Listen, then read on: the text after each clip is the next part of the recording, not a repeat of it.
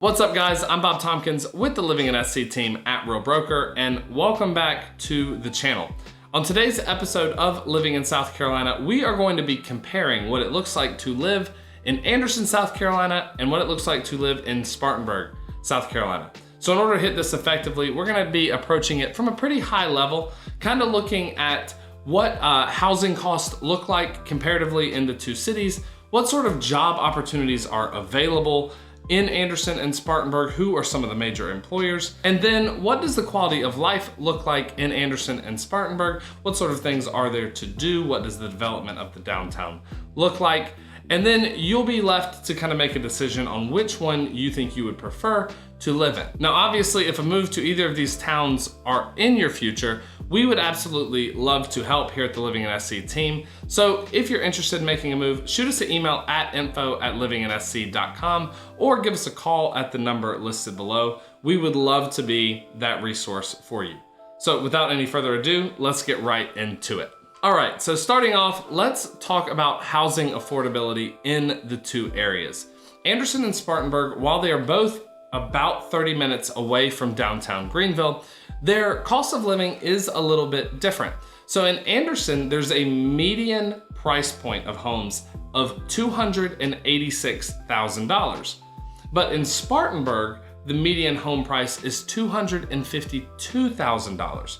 Now, these are based off sales that have been completed in both cities between January 1st of this year and the date of publishing this video. As you can see, that is a difference in median home price of $34,000 between the two cities, approximately 15% different between the two. So if you're looking to make a decision purely based on affordability, Spartanburg is the less expensive option. But it is important to consider some of the things that you may be giving up if you are on the north side of Greenville towards Spartanburg. First and foremost, it's some of the recreational opportunities. So if you're on the Anderson side, you have a lot more convenient access to lakes like Lake Hartwell, Lake Kiwi, as well as some hiking and outdoor activities over in Table Rock State Park and Kiwi Toxaway State Park. There's a lot more to do outside and things that you can go enjoy leisurely on the western part of the state. You also have a little bit better access to the mountains down into Atlanta, and those things offer a lot to a lifestyle. You are also in closer proximity to Clemson University, if that's something that may be important to you. Now in Spartanburg, you are closer to Charlotte, and you are closer to Greenville's International Airport, which do provide some advantages in and of themselves, but there are less recreational things that you're able to do outside. There is a little bit more convenient access up into Asheville if you're wanting to get up into the mountains that direction. So it's not like you're sacrificing everything being on the Spartanburg side, but you may not have the same sort of access to the outdoors that you do on the western part of the state. Now, there are a lot of other things that go into price point, but if price point is at the top of your list when you're looking at an area to move to, this may put Spartanburg ranked a little bit higher than Anderson on your list. Now, secondly, let's talk about job opportunities and major employers. Anderson and Spartanburg both have great job opportunities as they're neighboring to Greenville County. So some businesses that want to have good proximity to Greenville, but maybe don't want to pay the county taxes that Greenville would require of them, have opted to be located in Spartanburg County or in Anderson County. A great example of this is BMW's manufacturing plant that is located in Spartanburg County. The BMW manufacturing plant is a massive employer for the upstate of South Carolina and served a huge economic boom for the upstate when BMW decided to locate that here. BMW is by far and away Spartanburg's largest employer, and it really does serve a lot for that local economy. Next on the list is their medical system. But one important note is that the international airport, Greenville Spartanburg International, is actually located right in Spartanburg County, right on that Greenville line.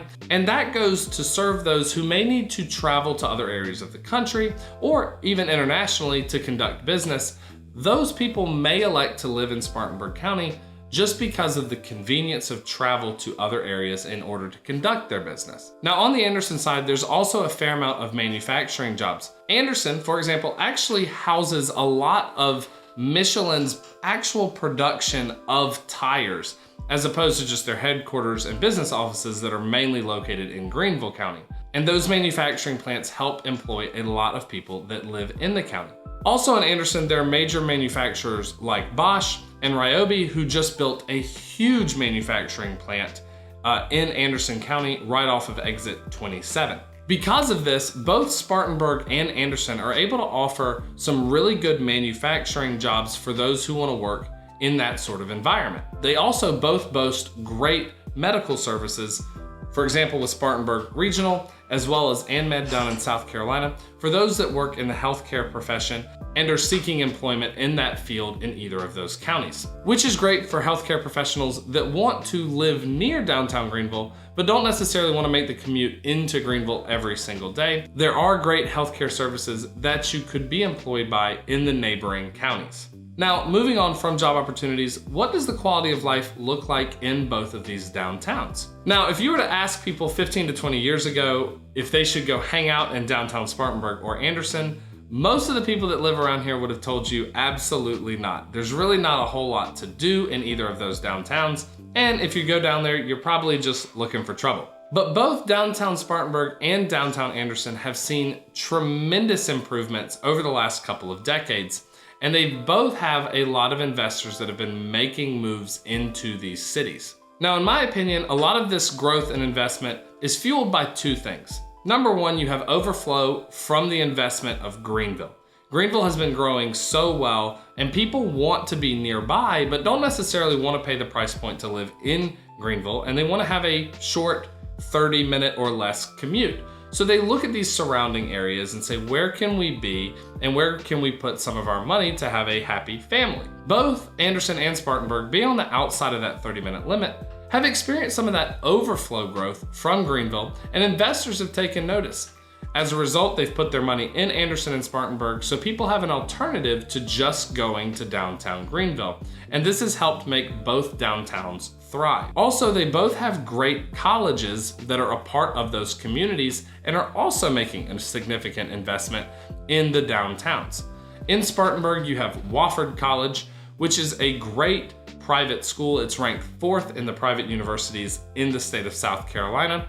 And then in Anderson, you have Anderson University, which is the largest private college in the state and ranks 5th by niche.com. These two schools and what they mean for the community has really helped develop the downtown in a place to where both in Spartanburg and Anderson, you can go down, you will see people walking from store to store, going out to eat on weeknights and enjoying everyday life in the two cities. This is a big change from how these cities operated 15 to 20 years ago, but it's a very encouraging thing whether you're looking at living in Anderson or Spartanburg. You know you're gonna have a downtown that you can go enjoy, even if you're not making the trek into Greenville every single week. In fact, it's something that me and my family enjoy quite often. As we live on the Anderson side, about halfway between the two downtowns, we go and enjoy downtown Anderson just as much, if not more often, than we go and enjoy downtown Greenville.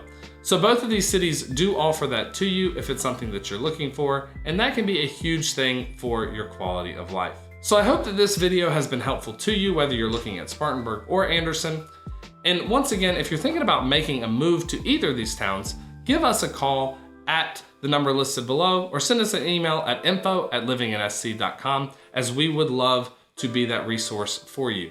Hit that subscribe button, check out some of our other videos, and we'll see you next time on Living in South Carolina.